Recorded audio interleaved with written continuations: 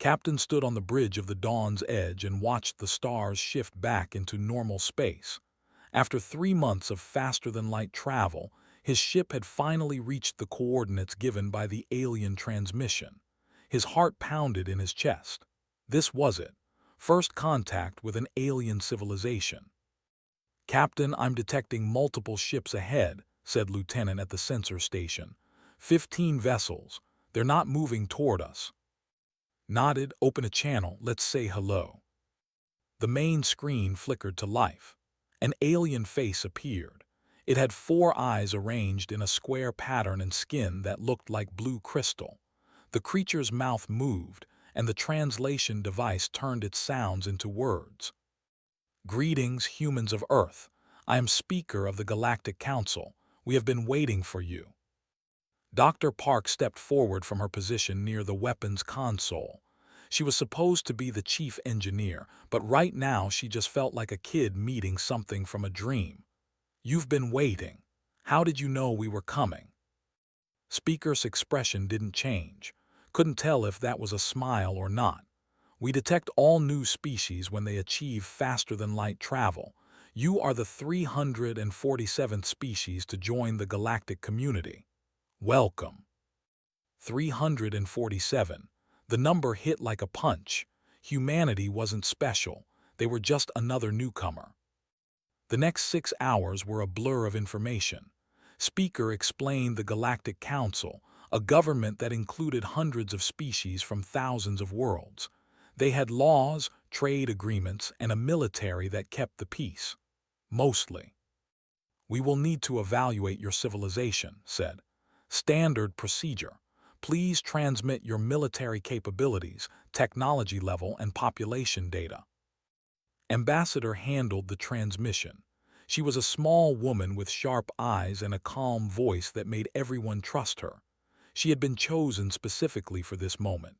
As she sent the data, saw her frown. "Is something wrong?" he asked quietly. "I don't know yet," said.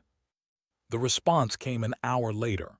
Speaker appeared on screen again, and this time definitely saw something in his expression. Was it pity? "Humanity has been classified as a Tier 7 civilization," announced. "You will be assigned to Sector 19, a quiet region away from the core worlds, for your protection, of course." Tier 7 asked, "What does that mean?" "It is the lowest military rating," said simply. "Your weapons technology is primitive. You still use chemical rockets and nuclear fission. Your military ships have no energy shields. You fight with missiles and bullets." The way he said bullets made it sound like he was talking about stone axes. Felt his face get hot. "Our weapons work just fine." "Against other humans, perhaps," said, "but you will find that galactic warfare operates on different principles. Energy shields render kinetic weapons useless. Plasma weapons can adjust frequency to penetrate most defenses. Gravity manipulation allows ships to dodge incoming fire. Your bullets would simply bounce off any military vessel in the galaxy."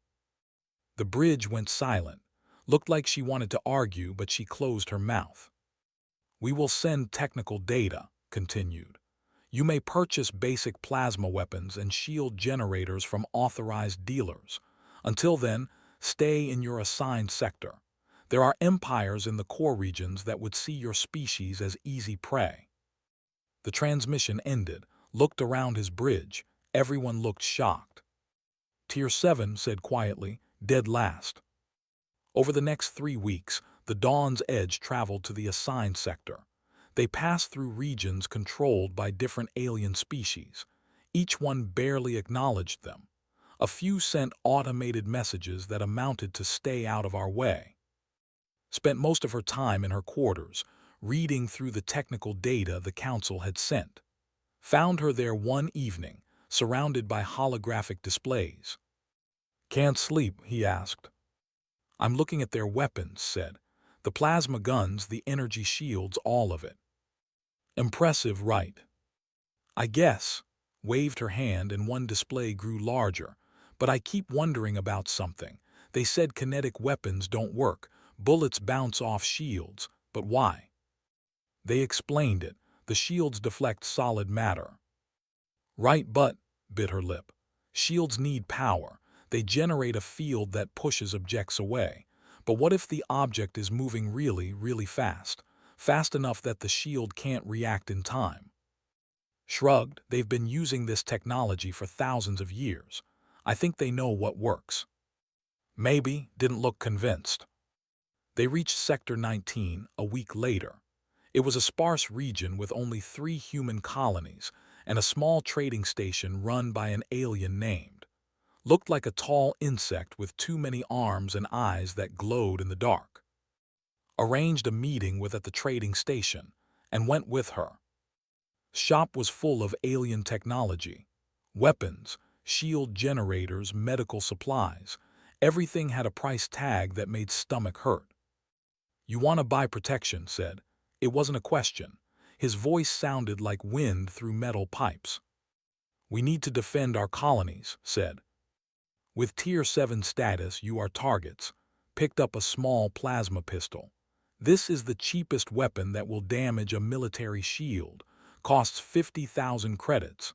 A ship-mounted plasma cannon costs 5 million. "That's robbery," said. "That's reality." Put the pistol down. "You are new here, you don't know how things work." "Then tell us," said. Looked around his shop as if checking for listeners. Then he leaned close. "The galaxy has rules, old rules. Rules that keep everyone safe, but also rules that keep everyone in their place. You are at the bottom now. If you want to survive, you stay quiet. You stay small. You don't make noise." "What if we don't want to stay small?" asked. His glowing eyes fixed on her. "Then you will learn a hard lesson. The galaxy does not reward the ambitious. It buries them." They left the shop without buying anything. On the way back to the ship was quiet. Could see her mind working. "What are you thinking?" he asked. "I'm thinking," said slowly. "That gave us a warning, not a threat. A warning."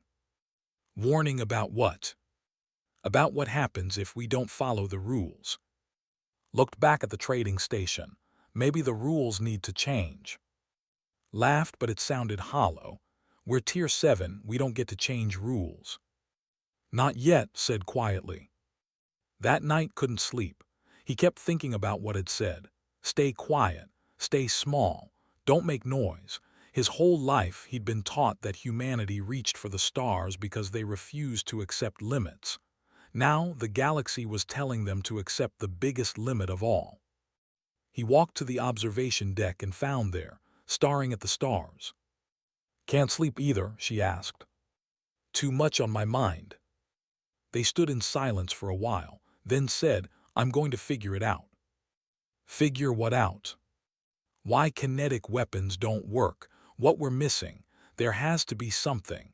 She turned to look at him. "We didn't come this far just to be told we're not good enough." Wanted to tell her to let it go, to accept reality, but he couldn't make himself say the words, because deep down he felt the same way.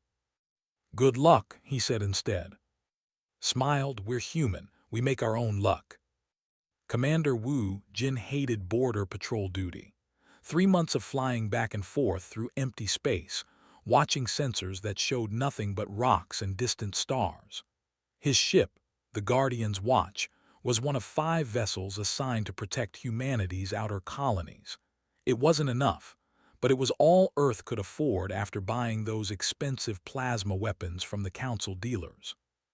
"Contact," Specialist Lee said suddenly from her sensor station.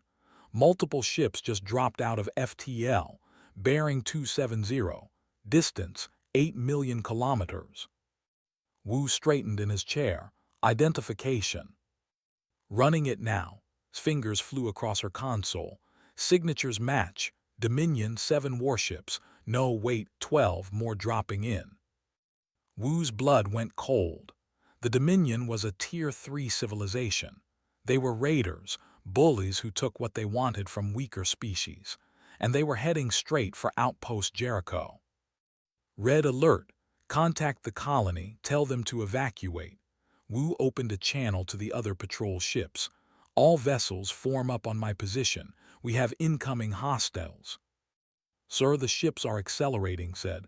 "They're heading for Jericho, time to intercept. 16 minutes. Send a distress call to Earth and the Galactic Council. Let them know we're under attack." The other 4 patrol ships moved into formation. Against 12 warships, they didn't stand a chance. Wu knew it. His crew knew it. But they had a job to do. On Outpost Jericho, Administrator Bora Sung was trying not to panic. The evacuation alarm was blaring through every speaker on the colony. 4,000 people trying to get to the emergency shelters and transport ships. It wasn't going well.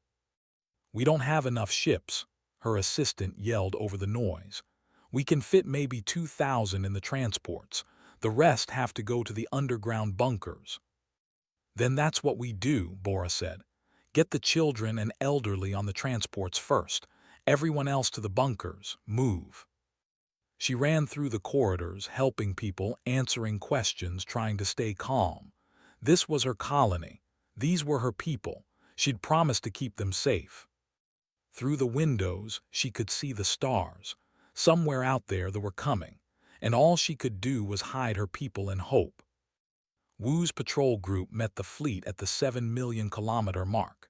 The enemy ships were bigger, faster, and their shields glowed with power that made his sensor readings look like toys. "All ships fire at will," Wu commanded. The human ships opened fire with their newly purchased plasma cannons. Bright blue bolts of energy streaked across space. Some hit the shields and dissipated in flashes of light. A few got through, scoring black marks on alien hull plating but doing no real damage. The response was devastating. Red plasma beams lanced out from the enemy ships. They punched through the human shields like they weren't even there. The patrol ship Morning Star exploded first, torn apart in a ball of fire. The Dawn Runner lasted 3 seconds longer before its reactor went critical. "Evasive maneuvers," Wu shouted, but it was too late. A beam sliced through the Guardian's watch, cutting the ship nearly in half. Wu felt the deck tilt under him. Alarms screamed. People were yelling. "Abandoned ship." Wu grabbed and pulled her toward the escape pods. Around them, the ship was dying. They made it to a pod with 6 other crew members and launched just as the Guardian's watch broke apart completely. Through the pod's small window, Wu watched the last 2 patrol ships die. The entire battle had lasted 4 minutes. The fleet didn't even slow down. They continued toward Outpost Jericho. Bora watched from the underground bunker as the ships appeared in the sky. They looked like red daggers against the stars. The colony's defense turrets opened fire, but it was useless. The plasma bolts just bounced off those shields. Then the bombardment began. Red beams fell from the sky like rain. Buildings exploded. The ground shook so hard that Bora fell to her knees. The lights in the bunker flickered. Someone was crying. Someone else was praying. It went on for 20 minutes, 20 minutes of hell. When it stopped, Bora waited 10 more minutes before opening the bunker door. What she saw made her stomach turn. Outpost Jericho was gone, just gone. Where there had been buildings and streets and parks, now there was only burning wreckage and craters. The ships were already leaving, jumping back into FTL like nothing had happened. The transports had gotten away at least, 2,000 people saved, but the bunkers. Bora found the first one collapsed, crushed under tons of rubble. No survivors. The second bunker was breached, exposed to vacuum. No survivors. The third, the fourth, the fifth, all the same. By the time rescue ships arrived from Earth, Bora had stopped counting the bodies. 4,173 people. That was the final death count. Admiral So stood in the Earth Defense Council chamber and listened to the politicians argue. They'd been arguing for 6 hours. Some wanted to negotiate. Some wanted to surrender. Some wanted to abandon the outer colonies entirely. "We can't fight them," one council member said. "We're Tier 7, they're Tier 3, it's suicide." "So we just let them kill us," another shouted back. "We do nothing." "We appeal to the Galactic Council," a third said. This was an unprovoked attack. They have to help us. Had remained silent through all of it, but now he stood up. The chamber went quiet. The Galactic Council has already responded, said. His voice was tired. They call it a border dispute. They won't intervene. But they murdered 4,000 people. They don't care, pulled up a holographic display. I spoke with 3 different council representatives today. You know what they all said? The same thing. Humanity is Tier 7. We're not important enough to start a war over. If we can't defend ourselves, we should accept that and move to safer space. That's insane, someone said. That's politics, closed the display. The galaxy runs on power, and right now we don't have any. So what do we do? Looked around the chamber. We build some. After the meeting, found Dr. Park waiting outside his office. She looked like she hadn't slept in days. I heard about your request, said. Project Hammer. Yes, sir. Building a kinetic weapon. Shook his head. Every expert in the galaxy says kinetic weapons are obsolete. Every expert in the galaxy is wrong, said. She pulled up her own holographic display, showing pages of calculations and simulations. I've been studying their shields. They're designed to deflect matter by generating a repulsion field, but the field has a reaction time. It needs to detect an object, calculate its trajectory, and generate enough force to push it away. All of that takes time. How much time? Milliseconds, but at normal speeds that's enough. His eyes were bright now, excited. But what if we fire a projectile at 3% of light speed? The shield won't have time to react. It'll punch straight through. Studied the calculations. He wasn't a scientist, but he'd been in the military long enough to recognize good ideas. How big are we talking? 3 kilometers long. Magnetic accelerator. We fire tungsten carbide slugs. Each one has the kinetic energy of a nuclear bomb. Can you build it? Give me 6 months and enough money. Met his eyes. I can build it. Thought about those 4,000 bodies on Outpost Jericho. He thought about the Council's dismissive response. He thought about humanity's place at the bottom of the galactic hierarchy. You've got both, he said. Build your weapon, but keep it quiet. If the Council finds out, they'll shut us down. Why would they do that? Because they like the rules the way they are, and we're about to break them. Far away in space, War Prince celebrated his easy victory. The humans had been pathetic. Weak shields, weak weapons, weak everything. His fleet had barely taken damage. Should we attack another human colony? His second-in-command asked. Not yet, said. Let them fear us first. Let them understand that they exist only because we allow it. Then we'll take what we want from them. He raised a glass to his officers, to an easy war. His crew cheered. None of them knew that across space, in a hidden shipyard beyond Jupiter, humanity was building something the galaxy hadn't seen in 10,000 years. Something old, something simple, something terrifying. Dr. Park floated through zero gravity toward the construction site and felt her breath catch in her throat. Even after 6 months of work, the site still amazed her. They'd found an asteroid in the outer belt, a solid chunk of iron and nickel the size of a small mountain. Now, crews were hollowing it out, installing the magnetic coils that would make Project Hammer into reality. The stretch 3 kilometers through the asteroid's core, a long tunnel lined with superconducting magnets. Dr. Park, engineer's voice came through her helmet radio.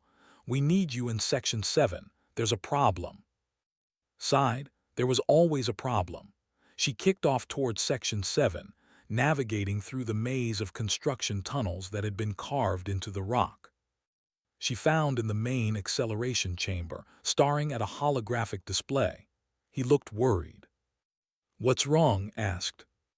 The recoil calculations, expanded the display. I've run them 5 times. Every time I get the same result. When we fire this thing at full power, the recoil will tear the platform apart. Looked at the numbers. Was right. that would fire a tungsten slug at 3% of light speed. The energy required was enormous, and according to Newton's third law, for every action there was an equal and opposite reaction. The asteroid should absorb most of it, said. Most isn't enough, pointed to another section of the display. See here, the stress fractures will start at the rear mounting points and spread through the entire structure. We'll get one shot, maybe two, before the whole thing breaks apart. So we reinforce the mounting points. With what? We've already used the strongest materials we have. Rubbed his face. Maybe this whole idea is crazy. Maybe the galaxy is right. Maybe kinetic weapons just don't work at this scale. Turned away from the display and looked down the long tunnel of the 6 months of work, hundreds of people, billions of dollars, all for a weapon that might destroy itself the first time they used it. No, she wouldn't accept that. What if we don't fight the recoil? Said slowly. What if we use it? What do you mean? The asteroid is in space. There's no friction, no resistance. When the gun fires, the recoil will push the entire asteroid backward. His mind was racing now. So we don't mount the gun inside the asteroid. We make the asteroid into the gun. The whole thing becomes one massive weapon platform. Blinked, you want to turn a mountain into a spaceship. Why not? We add thrusters to control position. We let the asteroid move with the recoil instead of fighting it. Then we use the thrusters to get back into position for the next shot. That's pulled up a new set of calculations. His fingers flew across the holographic keyboard. That's insane. Will it work? Stared at the numbers for a long moment. Then he laughed. Yes, it'll work. It's completely insane, but it'll work. 2 weeks later, Admiral So came to inspect their progress. He floated through the main tunnel taking in the massive magnetic coils and the targeting systems. How long until it's ready? Asked. 3 weeks for final installation. Then we need to test it. Can you test it here, near Earth? No, sir. The energy discharge would be visible across half the solar system. Every alien ship with sensors would see it. We need to test in deep space, somewhere far from any traffic lanes. Nodded, I'll arrange it. What about ammunition? We've manufactured 50 slugs. Each one is 90 kilograms of tungsten carbide. Dense, heat-resistant, aerodynamic. Well, as aerodynamic as something in space needs to be. And you're sure this will work? Heard the doubt in his voice. She understood it. Everyone doubted. The whole project felt like desperation, like grabbing at impossible hopes. The physics is sound, said. Energy shields can't react fast enough to stop something moving at 3% of light speed. The kinetic energy at impact will be, she paused, making sure she had the number right, approximately 900 megatons. Whistled. That's more than all the nuclear weapons humanity ever built. Yes, sir. And we can fire one every 30 seconds once we're locked on target. If it works. If it works, agreed. They continued through the tunnel in silence. At the far end, they could see the loading mechanism where the tungsten slugs would be fed into the acceleration chamber. They are getting bolder, said quietly. They've raided 2 more colonies, smaller ones. They didn't kill everyone this time, just took what they wanted and left. But it's only a matter of time before they come back in force. I heard. The Council still won't help. They say we should abandon the frontier and move closer to core space where it's safer. His voice was bitter. Like we're cattle that need to be herded. We're not cattle, said. No, we're not, turned to face her. Can you have this weapon ready in 3 weeks? We'll make it happen. 3 weeks later, the platform they'd named Thunderstrike moved silently through deep space, millions of kilometers from any established travel route. The work crews had been sent back to the hidden construction facility. Now only a skeleton crew of 30 people remained, all volunteers who understood the risk. Stood in the control center that had been carved into the asteroid's interior. Was at the power station, monitoring the massive capacitors that would feed energy into the magnetic coils. Other crew members manned targeting, sensors, and structural monitoring. "All stations report ready," said Lieutenant Myra, who commanded the platform's crew. She was young, barely 30, but she had a steady hand and a calm voice that made everyone trust her. "Target acquisition," said. "Firing range is set to 5 million kilometers." They'd set up a target, an old cargo container packed with sensors and transmitters. Nothing fancy, but it would tell them if they hit. "Capacitors charging," reported. "Power at 10%, 20, 30. The lights dimmed as power flowed into the weapon. Could feel a vibration through the floor, a deep hum that made her bones ache. 80%, 90, 100 were fully charged. "Load slug," ordered. Mechanical arms moved in the loading bay. A tungsten carbide slug, polished to a mirror finish, slid into the acceleration chamber with a satisfying clunk. "Slug loaded and locked," Myra confirmed. "Target locked," the targeting officer said. "Solutions are good." Took a deep breath. This was it. Months of work all coming down to this moment. Either the weapon would work or it would tear itself apart and kill them all. "Fire when ready," she said. Myra's hand hovered over the firing control. "Firing in 3, 2, 1, fire." The world went white.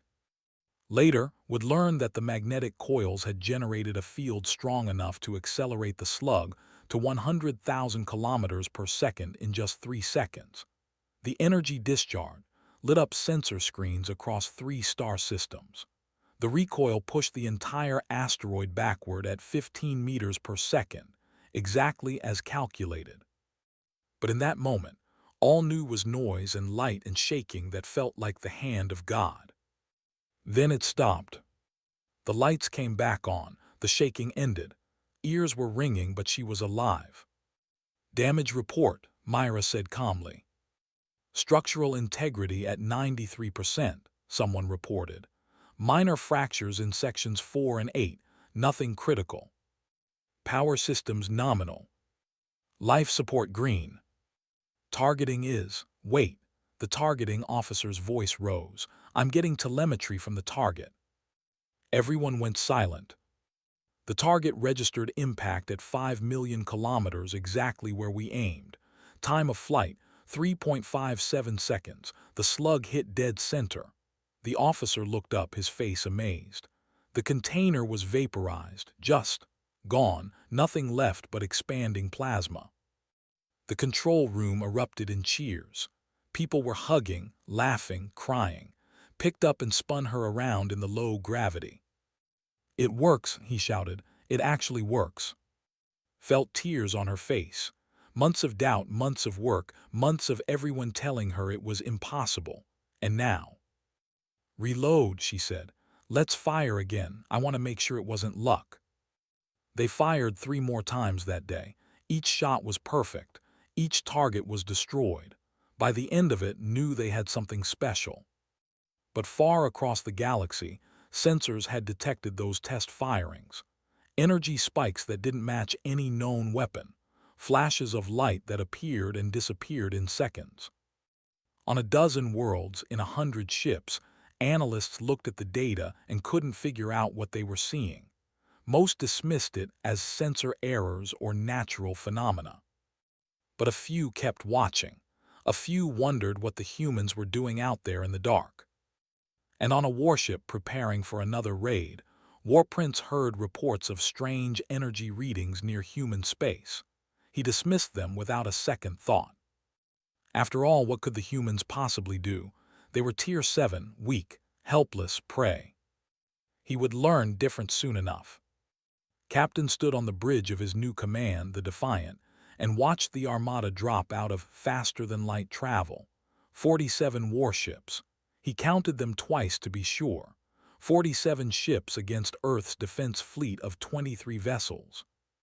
"Sir, we're receiving a transmission," Lieutenant said. "It's from the flagship." "Put it through." The screen flickered to life. A warrior appeared, tall and covered in dark red scales.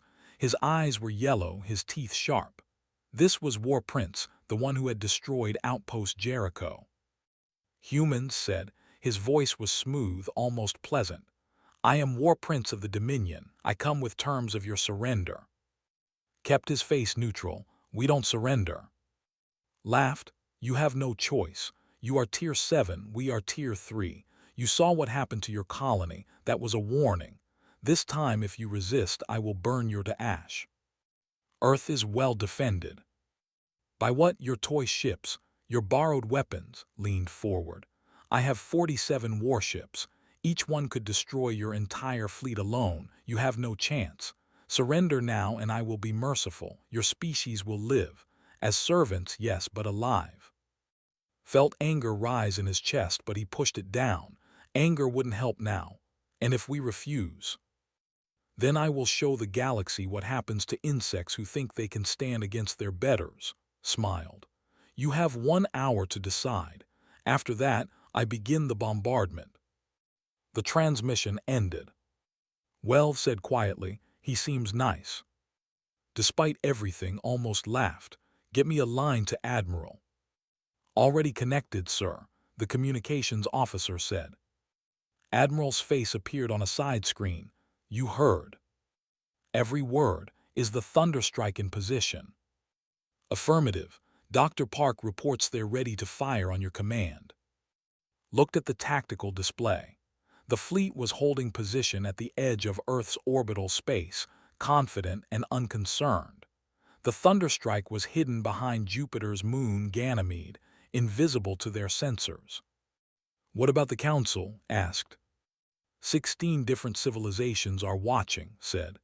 "Everyone wants to see what happens when a Tier 3 empire attacks a Tier 7. None of them are helping, but they're all watching." "Good, let them watch." The next hour was the longest of life. The fleet just sat there, waiting. The defense fleet took up positions around Earth, knowing they would probably die but ready to fight anyway. And somewhere behind Ganymede, the Thunderstrike waited like a loaded gun. Thought about Outpost Jericho. About 4,000 people who died because the galaxy decided they didn't matter. About all the other species that had been bullied, raided, destroyed because they were weak, and the strong made the rules.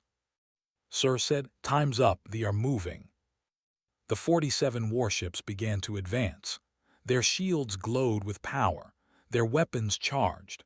On Earth below, billions of people watched the sky and waited. "All ships," said into the fleet channel. "Engage the enemy, make every shot count." The defense fleet opened fire. Plasma cannons, missiles, everything they had. Blue and white fire streaked across space. Some shots hit the shields and bounced off. A few penetrated, doing minor damage to armor plating. The returned fire. Red plasma beams cut through the human formation. The cruiser Valiant exploded first, torn apart like paper. The destroyer Steadfast lasted longer but ended up a drifting wreck. In 90 seconds, Earth lost 6 ships. Gripped the arms of his command chair and watched good people die. "Sir, the flagship is broadcasting," said. Appeared on screen again. He was laughing.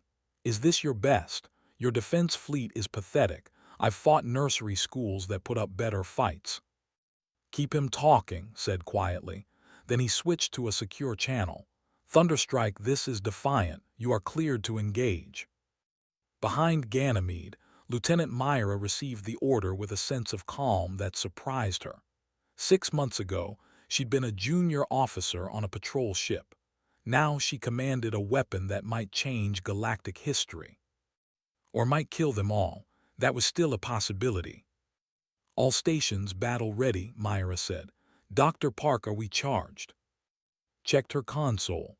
"Capacitors at maximum. Target acquisition is locked on the flagship." "How's the platform?" "Structural integrity is good," engineer reported. "All systems green, we're ready." Myra pulled up the tactical display. The flagship was 5 million kilometers away, an impossible shot for any weapon in the galaxy, except this one. Load slug, Myra ordered. The mechanical systems hummed. A tungsten carbide slug slid into the acceleration chamber. Target locked. All hands brace for recoil. Myra's finger hovered over the firing control. This was it. The moment that would either save humanity or prove them as foolish as the galaxy thought. She pressed the button. The fired. For 3 seconds, the magnetic coils generated a field that ripped the slug forward at accelerating speed. 1,000 kilometers per second. 10,000. 50,000. 100,000. The slug left the acceleration chamber at 90,000 kilometers per second. 3% of light speed. A 90-kilogram projectile carrying the kinetic energy of 900 megatons. War Prince was still laughing at the human defense fleet when his sensor officer screamed. Contact incoming projectile, it's... The slug hit the flagship's shields at 3% of light speed. The shields, designed to deflect energy weapons and normal space debris, tried to react. They generated a repulsion field in microseconds, fast enough to stop any known weapon. They were not fast enough. The slug punched through the shields like they didn't exist. It hit the flagship's hull at an angle, passed through 3 kilometers of armor and internal structure, and exited out the other side in less than 1/100th of a second. Then the kinetic energy converted to heat. The flagship didn't explode. Explosions take time. The flagship simply ceased to exist. One moment it was there, a massive warship bristling with weapons. The next moment it was an expanding cloud of plasma and vapor. Everything within 500 meters behind it, 2 escort ships, was vaporized by the shockwave. The remaining ships stopped moving. In the Thunderstrike control room, alarms were blaring. The recoil had pushed the asteroid platform backward at 20 meters per second. Structural stress warnings flashed across every console. Damage report, Myra shouted over the noise. Minor fractures in sections 2 and 5, someone reported. Nothing critical, we can fire again. Did we hit? Asked. The targeting officer was staring at his screen. The flagship is gone, just gone. I'm reading plasma where it used to be. 2 escort ships also destroyed. The control room went silent. Reload, Myra said quietly. Target the next largest ship. Across the galaxy, on hundreds of worlds in thousands of ships, sensor officers were looking at data that didn't make sense. The largest warship had been there. Then there was an energy spike. Then the ship was gone. No explosion, no debris field, just gone. And now the humans were firing again. The second shot hit a cruiser. Same result. The ship vanished in a flash of converted kinetic energy. The third shot hit a destroyer. The fourth hit another cruiser. The remaining ships weren't shooting anymore. They weren't advancing. They were trying to turn around, trying to run, but their massive engines couldn't accelerate fast enough. The fifth shot hit a carrier. The sixth shot hit a battleship. On Earth, people watched the sky and saw something they'd never seen before. They saw the fleet breaking apart. They saw enemy ships dying. They saw humanity winning. In orbit, watched the tactical display with something like awe. The fleet was scattering now, each ship desperately trying to reach faster than light speeds. But it took time to charge FTL drives, time they didn't have. The seventh shot destroyed another cruiser. The eighth shot missed as a destroyer, managed to jump away. The ninth shot hit a battleship just as it was about to jump. The ship exploded spectacularly, its FTL drive adding to the destruction. "Sir," said, his voice was shaking. "The fleet is retreating. The ones that are left, I mean. 21 ships managed to jump. The rest are destroyed or disabled." Looked at the tactical display. 30 seconds ago, Earth had been facing annihilation. Now the enemy fleet was running for their lives. "Cease fire," said. "Let them go. Let them tell everyone what happened here." On the Thunderstrike, Myra gave the same order. Cease fire, power down the weapon. Slumped in her chair, exhausted and exhilarated. We did it, she said. We actually did it. How many shots did we fire? Asked. 9, we destroyed 26 ships. The others escaped. 26, laughed. It sounded slightly hysterical.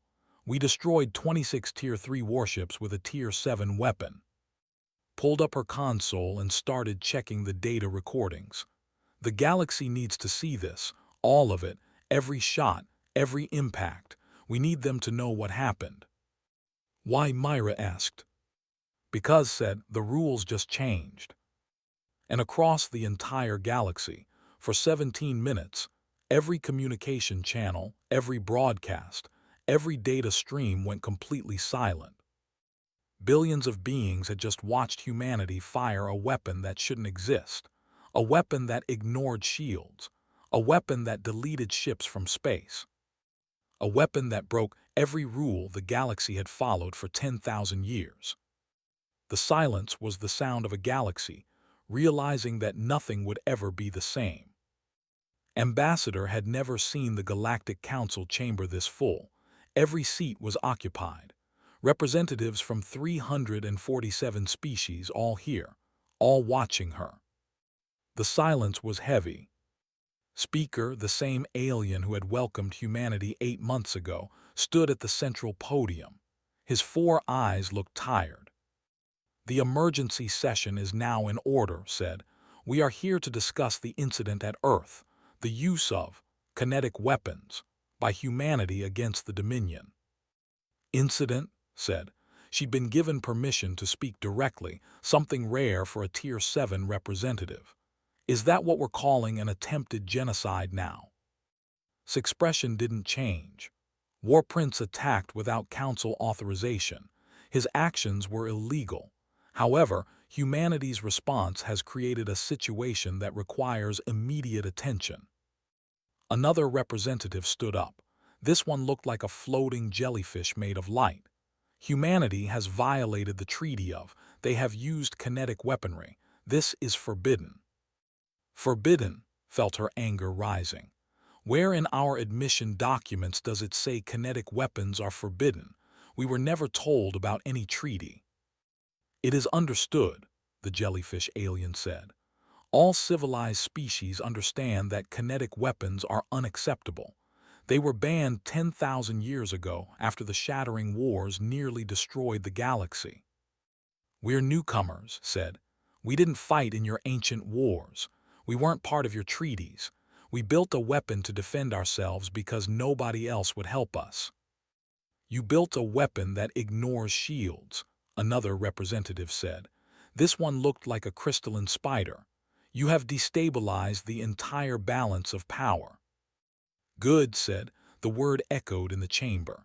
Your balance of power let the kill 4,000 of my people.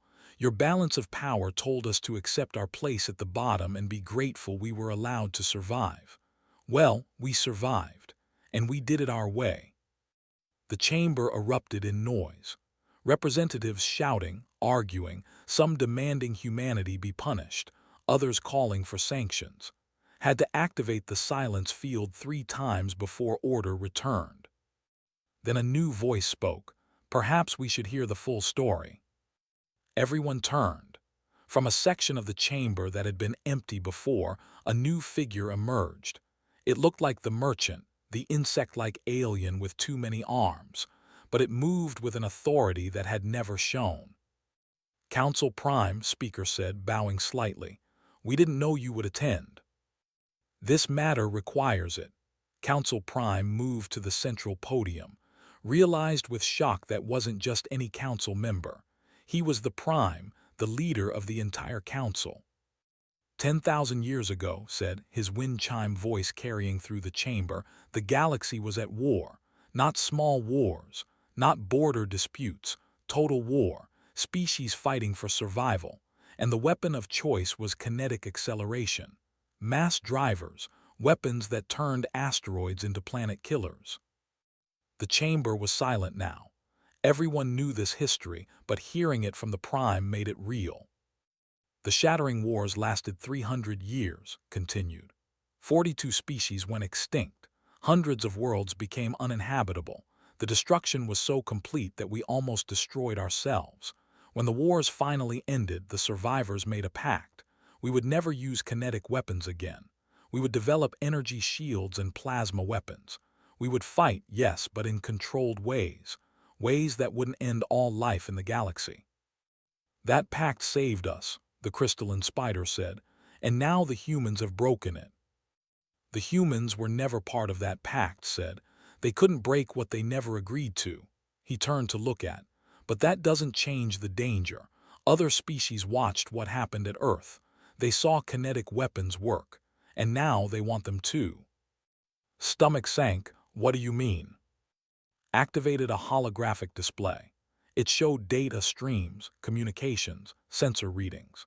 In the 3 days since the battle, 17 species have begun secret kinetic weapons programs.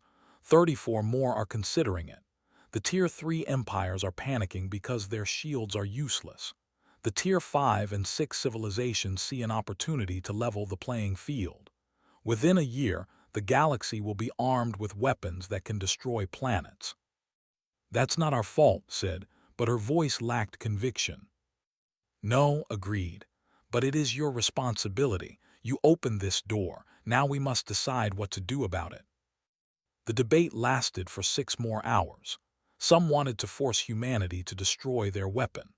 Others wanted to ban humanity from the Council entirely. A few even suggested military action, though no one could agree on who would carry it out now that everyone knew what kinetic weapons could do.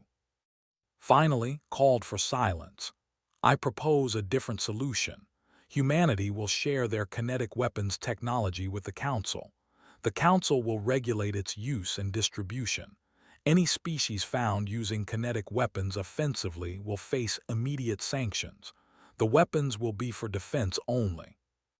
They'll never agree to that, the jellyfish alien said. Why would humanity give up their advantage? Looked at, will you? Thought carefully. She thought about Admiral who had authorized Project Hammer, about Dr. Park who had built it, about Captain who had commanded the defense fleet, about all of humanity suddenly thrust into galactic importance. What do we get in return? She asked. Full Council membership, Tier 4 status, protection under Council law, access to advanced technology, and most importantly, a voice in how the galaxy is run. Felt her heart race. Everything humanity had wanted, everything they'd been, all of it right here. I need to consult with my government, she said. Of course, you have 24 hours. Captain was back on Earth, standing in Admiral's office, when the call came through. He listened to explain the Council's offer. They want the technology, said. Of course they do. It's not just that, said from the screen. They're scared, really scared. If everyone gets kinetic weapons, it could start another war, maybe worse than before. Admiral leaned back in his chair. What do you think we should do? I think we should take the deal, said. We'll never get a better offer, and honestly, I'm scared too. If every empire in the galaxy starts building, it'll be chaos. We'd be giving up our only advantage, said. No, said slowly. We'd be setting the rules for how that advantage gets used. There's a difference. He stood up and walked to the window, looking out at Earth. We didn't build that weapon to conquer the galaxy. We built it to protect ourselves. If sharing it means other species can protect themselves too, maybe that's not so bad. Dr. Park was in her apartment, finally getting some sleep, when her communicator chimed. She read the message from and felt a strange mix of emotions. Her weapon had worked. It had saved Earth, but now it was going to change the galaxy forever. She sent back a simple reply, do it. 24 hours later, stood before the Galactic Council again. Earth accepts the terms, she said. We will share our kinetic weapons technology with the Council for defensive purposes only. In return, we expect full Council membership and Tier 4 status. The vote was close. Some species were still angry, some were afraid, but in the end the motion passed. Humanity was no longer Tier 7. 2 months later, the first Galactic Council kinetic defense platforms were deployed. They were smaller than the Thunderstrike, more refined, but based on the same principles. Planets that had been vulnerable now had protection that actually worked. The Dominion fell apart. War Prince, who had escaped the battle at Earth, was hunted down by his own people and executed for his failures. The Empire fragmented into smaller kingdoms that spent more time fighting each other than raiding others. Other aggressive empires suddenly found themselves reconsidering their strategies. Raiding weak species wasn't profitable anymore if the weak species could delete your ships from space. Captain was promoted to admiral and given command of Earth's growing defense fleet. On his first day in the new position, he received a message from. "You should know," the Council Prime said, "that I warned your species when you first arrived. I told you to stay quiet and small. Do you remember?" "I remember," said. "I'm glad you didn't listen. The galaxy needed to be reminded that the old ways aren't always the best ways. That sometimes simplicity is more powerful than complexity. That being underestimated is its own advantage." "Was that your plan all along?" His glowing eyes seemed to smile. "I'm just a merchant who gives warnings. What people do with those warnings is up to them." The transmission ended. Dr. Park never built another weapon. Instead, she went back to pure research, studying the fundamental forces of the universe. But she kept a small model of the Thunderstrike in her office, a reminder of what humanity had accomplished. One day, a young student asked her about it. "Is it true that everyone said kinetic weapons couldn't work?" the student asked. "Yes," said. "But you built one anyway. Why?" Smiled. "Because sometimes the experts are wrong. Sometimes the conventional wisdom is outdated. And sometimes the most powerful weapon isn't the most advanced one. Sometimes it's just a rock thrown really, really fast." The student laughed. "That's what saved humanity, a rock." "Not just a rock," said. "The willingness to think differently. The courage to try something everyone said was impossible. That's what saved us." She touched the model gently. The galaxy had spent 10,000 years making everything complicated. Energy shields, plasma weapons, gravity manipulation. All elegant, all sophisticated, all useless against something simple and brutal. "Do you think we'll use it again?" "I hope we never have to," said. "But knowing we can, that changes everything." Across the galaxy, in military academies on hundreds of worlds, a new course had been added to the curriculum: Human Kinetic Warfare Theory. Students studied the battle at Earth. They analyzed the tactics, the technology, the psychology of it all. And they learned one lesson above all others: never underestimate humanity. Years later, when Ambassador retired from the council, she gave a final speech. "When we came to the galaxy," she said, "we were told to accept our place, to stay small, to be grateful for whatever scraps of respect we could find. But humanity didn't come to the stars to be small. We came to the stars because we've never accepted limitations. When someone tells us something is impossible, we hear it as a challenge." She paused, looking around at the representatives from hundreds of species. "We didn't fire a weapon that day. We fired a warning, a reminder that power doesn't just come from advanced technology or ancient treaties. Sometimes, power comes from being willing to do what everyone else forgot how to do, from being primitive enough, desperate enough, and creative enough to break rules that everyone else thinks are unbreakable." As she stepped down from the podium, the chamber erupted in applause. Not everyone was happy with humanity's rise, but everyone respected it. Because in the end, when humanity fired its first, the galaxy went silent. And when the galaxy spoke again, it spoke differently. It spoke with respect.